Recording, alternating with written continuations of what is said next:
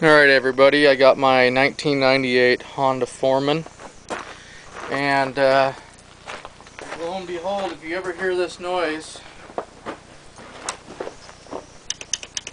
I don't know if you can hear that on video, but it's just a click.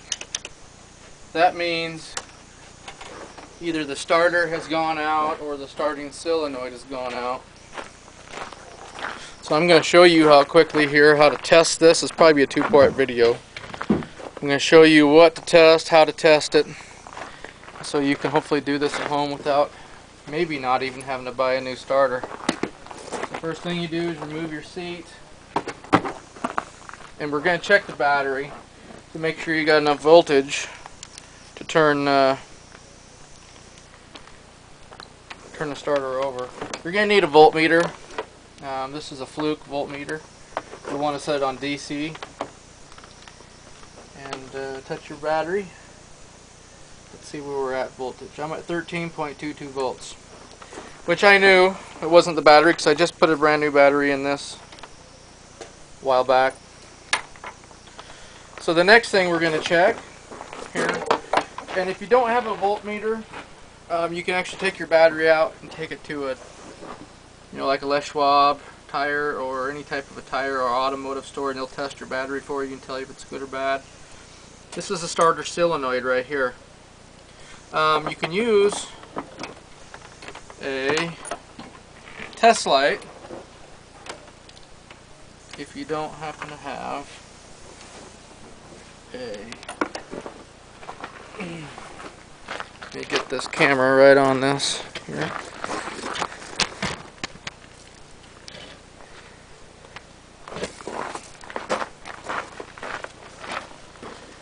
Okay, so I got a good ground. I checked it with my, right here, checked it with the positive lead on my battery now.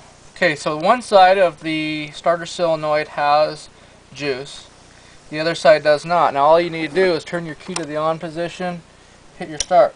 Up, see? I now have juice. So that means odds are it's not the starter solenoid. The starter solenoid is most likely in good condition. So now what we can do is back the camera up, go down right to there, pop this cover off, and we'll test. Well, we got to take this cover off first. So what I need, you'll need a 10mm wrench to pull this cover off. If you're using on a 98, this is a 98 Foreman 400 four-wheel drive. And let me tell you that I bought this quad several years ago, and I don't think I would ever buy an ATV without a recoil pull start, backup recoil start. For the simple fact that, if your starter went bad like this, and you're up in the mountains somewhere, or just away from your shop, it can be a real nightmare to get back. Batteries go bad all the time on people up in the mountains. I had a friend who was up camping and riding ATVs, and he was about 20 miles from the nearest anything, camp, and his battery went bad on him. And he had to leave his ATV there until he could get to town, get a new battery, and get back. Luckily, he was with some friends. Okay, so now that we got the cover off, we can test the starter. Make sure we got power to that. So, we got power. So we know that odds are that the starter solenoid is in good shape. So now what we'll do is turn the key off, but there's no chance of getting power down to the starter. Again, this takes a 10mm. You can use a socket on this or an end wrench. I'm going to use this cover plate to hold all my bolts. It's cheaper. This starter here is about $70 to $80 depending on who you go through to buy a complete new starter. You can buy a starter rebuild kit for about $13, $13 or $14, and don't be afraid to pull a starter apart. And there's really not much to them. Odds are, with these starters, it's just your brushes. That's pretty much the common thing that goes wrong, and that when you order that $13 part, it comes with all the gaskets. The gaskets in here, there's an O-ring in here. Right down in here there's some rubber gaskets. And for $13 you could look up, you don't happen to have the Honda Foreman, you have a whatever you have.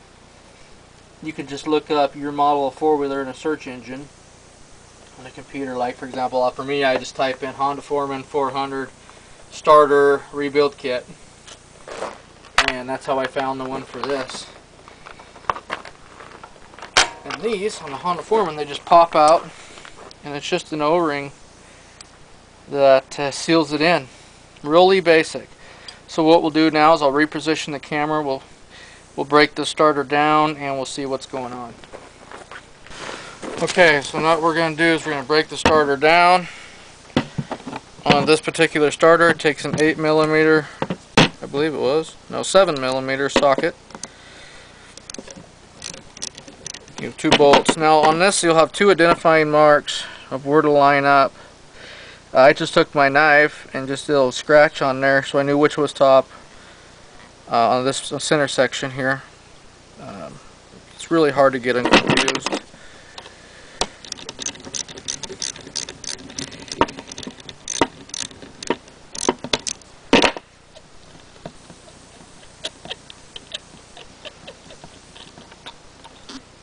One bolt.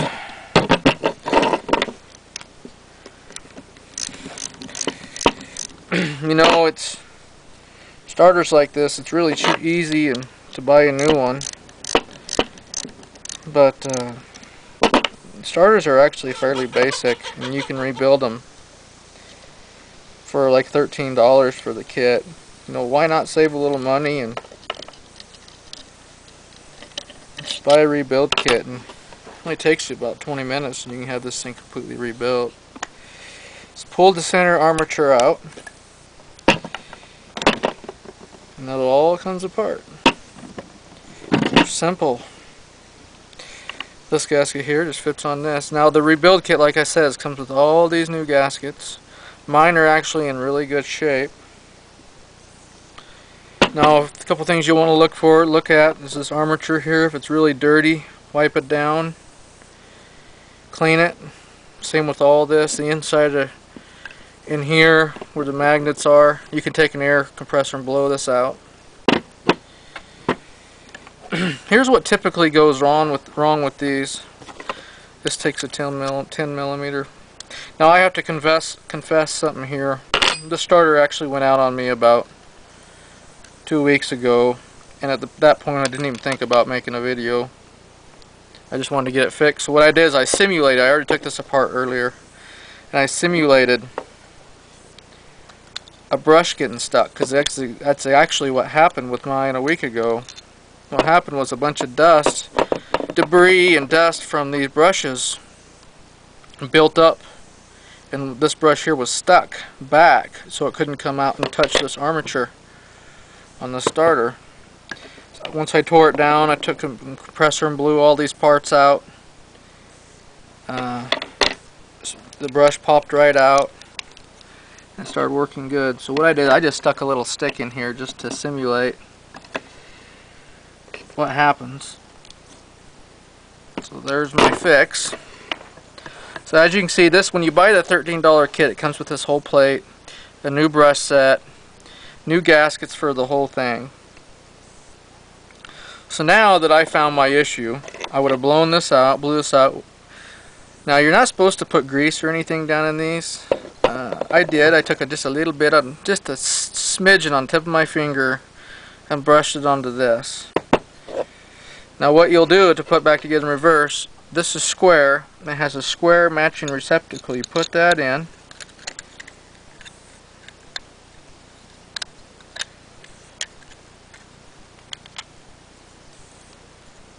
You make sure everything's lined up down in there, which it looks to be.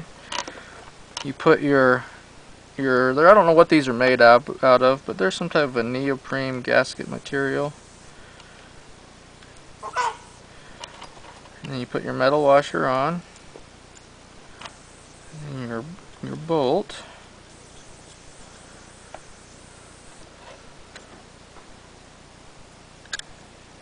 You can lift that up a little bit and look.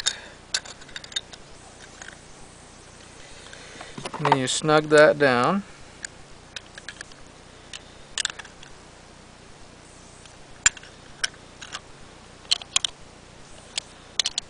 Not too tight, just snug. Okay, that's plenty good. This will fit in a little groove down in here. See, it dropped right in. Now on this particular starter, all I gotta do is put this at an angle, put this down in the receiving hole down in the bottom, and then tip it, and it slips right in. The brushes fold back into place, and it's ready to go. I'll take my top off. Now there again, see, I don't know which way is top or bottom on this, so I made a scratch, which I know goes to the top. Get my shirt caught in there. Okay. Oh, this popped out on me.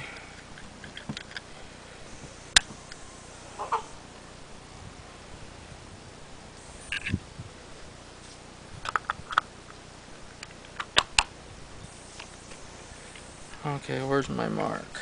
Right there. It just went into place. Take this, put our gasket on here.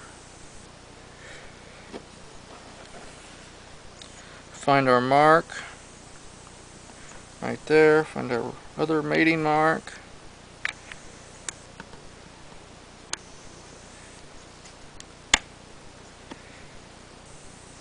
Just like that.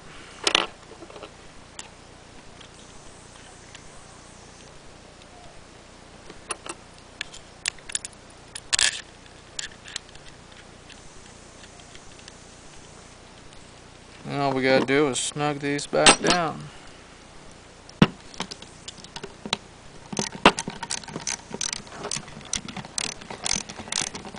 Now if the solenoid goes bad on you, obviously it's an electronic part. You can't, at least I don't have the know-how to work on those. I would just buy a new one. Twist that just a little bit. But something like a starter, people are a little intimidated by them, but really they're really basic. There's not a lot to them. And if you can fix it and save a few bucks, why not? We as America have become so wasteful. And why not learn a new skill? It might come in useful someday. Okay, so I'll reset the camera, we'll remount this and test it to see if it works. Okay, so let's get the starter put back in. And with this Honda, it's as simple as putting it in to where it goes, and then just giving it a little push. Getting that, there it goes, the O-ring to seat. Then all you need is your two bolts that hold it down. You know, if any of you run across, let's do the back bolt first. One of these older, this is a 98 model Honda Foreman. What exceptional machines. They're lower to the ground. The only downside to them is they're full-time four-wheel drive, so that is a downside. But what a workhorse. These things, they just run forever if you do a little maintenance on them.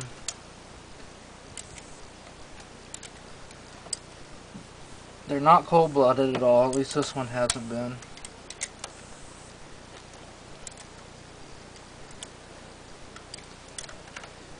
And just good units. Little lacking on power for pulling a heavy trailer, or whatnot, but I plow snow with it in the winter and don't ever have a problem. There's definitely times I wish I had a little bit heavier, bigger quad, but for the most part I couldn't be happier with this machine. Let's put the socket on that, make this go a little quicker.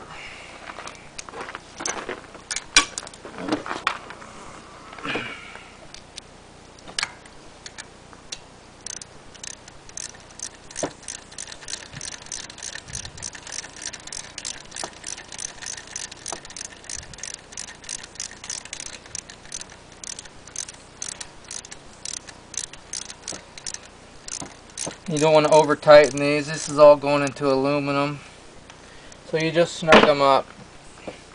Don't get them too tight. Okay, and let's put our starter wire back on.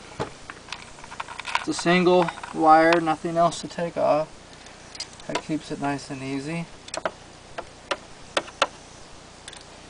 Here again, snug that down, not too tight.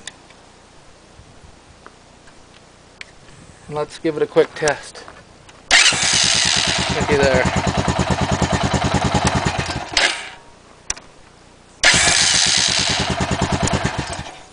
So there you go. The starter, like I said, is a pretty simple device that it can be really easy to work on. Let's put our cover back on now.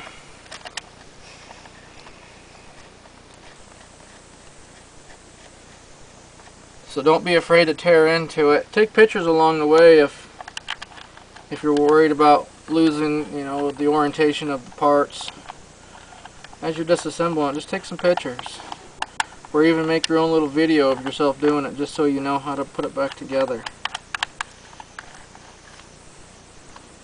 You know, these four-wheelers, you guys should really, you should change the oil and the oil filter at least once a year. Right here is my oil filter. I just pop off these 3 bolts. This cover comes off, the filter's right underneath that. I run genuine Honda oil, but I don't know if it's necessary.